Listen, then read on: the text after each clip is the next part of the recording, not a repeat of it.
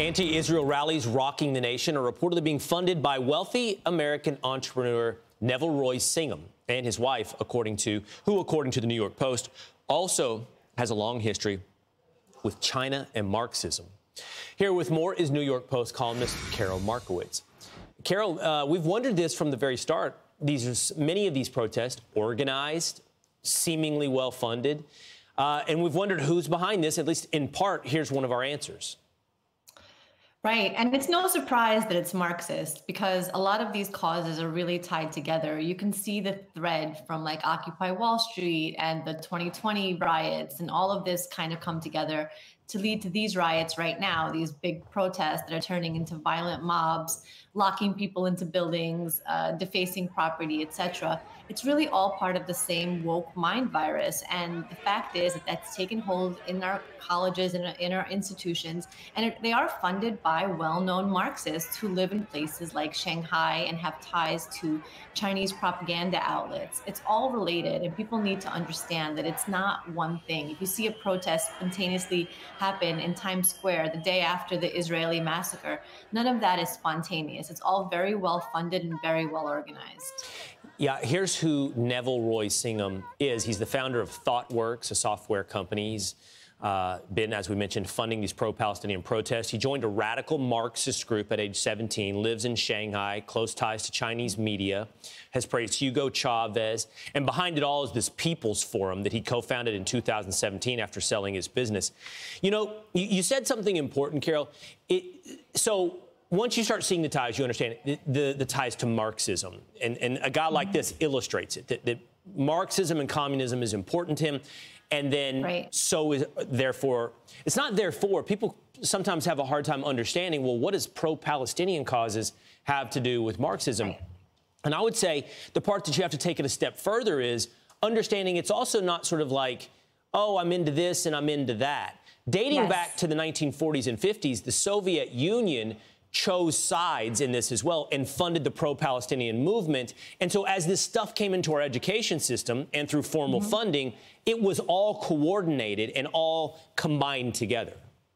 That's right. And the modern Marxists, they make you choose a side and they make you walk that very narrow line. I think what a lot of, for example, liberal Jews found during this last month plus is that they're no longer, in the in-group. They're no longer with their friends on the left. They realize that their friends have divided the world into oppressors and oppressed, and somehow the people who were massacred are the oppressors. So, yeah, it's all very connected. I would say, add to that, in my book, Stolen Youth, came out this year, we talked about how early this starts. This is not just in universities. This is starting in kindergarten. You could see these protests happening on the streets of Brooklyn, and these are small children, screaming from Free Palestine, from the river to the sea. They're literally calling for genocide, and they're like 6 years old.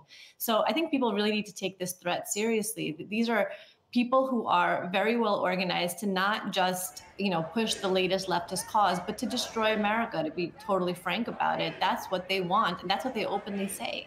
The only ideological tie that binds it all together, that explains it, Karol, like, to your point, say you are a Jewish person living on the Upper West Side, and you're somehow surprised by this because you think you're just picking your left-wing causes sort of ad hoc or emotionally.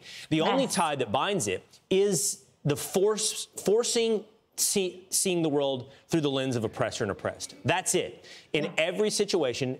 And so it makes you wonder what's next, by the way. If you're surprised by where you are today, what will you be surprised at tomorrow?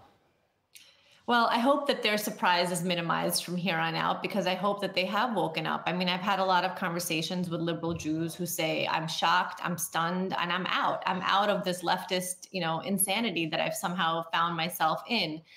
So we'll see what happens, but I really do hope that a lot of people had their eyes open. I mean, not just Jews, but a lot of people across the country see that something else is going on here. And they might, tune into the latest protest on TV and think that that's just, the college kids kind of acting crazy, but it's really not. They have to understand that this is funded from China. This is funded from countries who hate us. And this is meant to have an American decline. And we see it in everything that we do, everything that we see on TV.